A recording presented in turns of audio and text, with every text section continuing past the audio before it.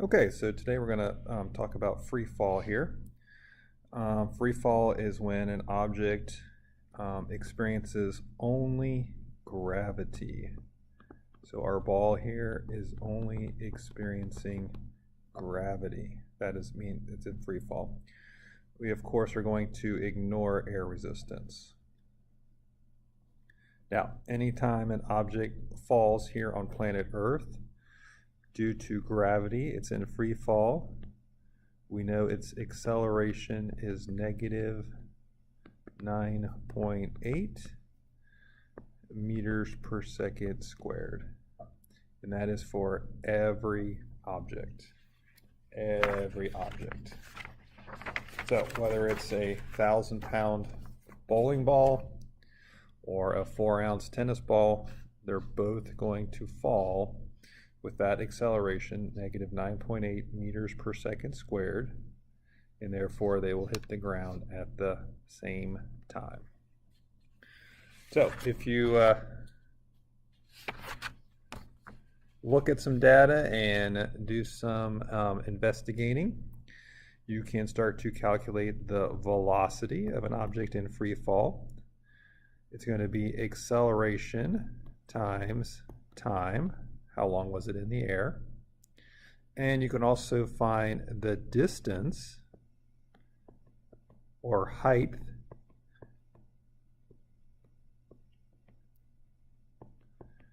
½ acceleration times time squared. Notice only the time is squared, and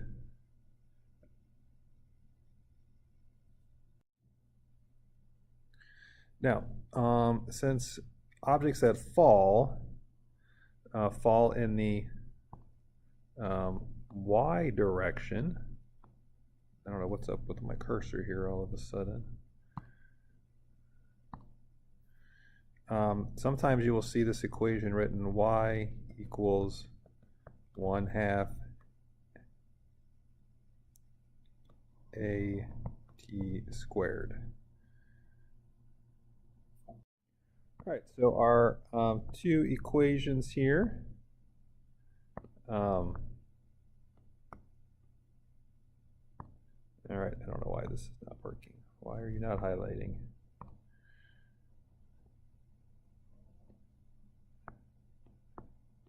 Ah, there you go. Ah, cool. Okay. Obviously, I need to work on that. So, how do I undo the highlights there? I don't know what is going on there. So we'll just go back to underlining. These are the two equations that we want to use.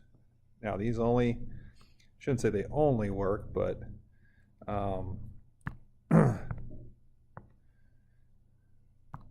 for free fall, but that's when we will use them the most, is for free fall.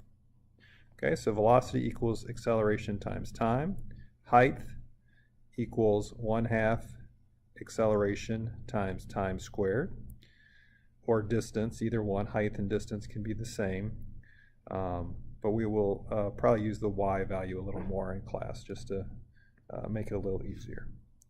So let's look at a couple of sample problems here, and we can then practice on your own.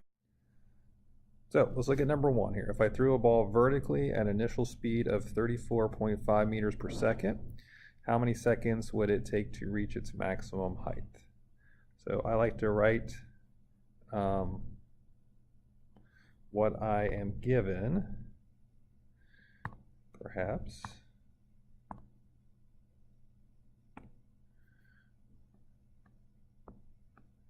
So the velocity is 34.5 meters per second. I always know acceleration for free fall.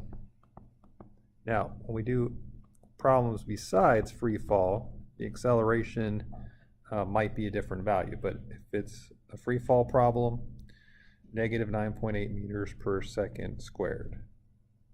Okay, and then we're looking for time. So our equation is velocity equals acceleration times time. My acceleration is 34.5 meters per second. Acceleration is 9.8 times time.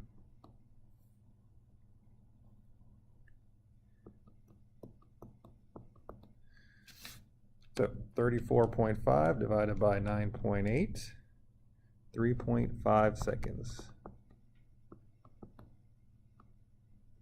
And I don't know why this pen is being a little goofy right now, but hopefully you get the idea. So that's our final answer, 3.5 seconds. Let's look at number 2. If a rock fell down a cliff and hit the bottom of the ravine at 4 seconds, so I know my time, 4 seconds. How fast was the rock going when it hit the bottom of the cliff? Again, our acceleration, negative 9.8 meters per second squared. So we want to know how fast. So I'm looking for velocity in this case.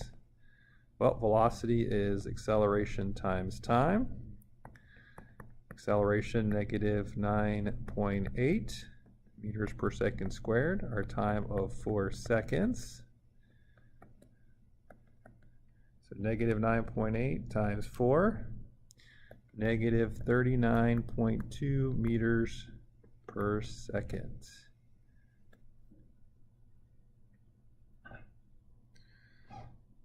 If a ball was thrown upward at 46.3 meters per second, how long would the ball stay in the air? Write what's given. 46.3. Acceleration, negative 9.8. And of course, I'm looking for time. How long? So again, velocity equals acceleration times time. So 46.3 equals, now in this case I'm going to lose the negative just like I did in number 1 up there, because time cannot be negative. That means you're traveling back in time, and Einstein says you can't do that. And I get 4.7 seconds.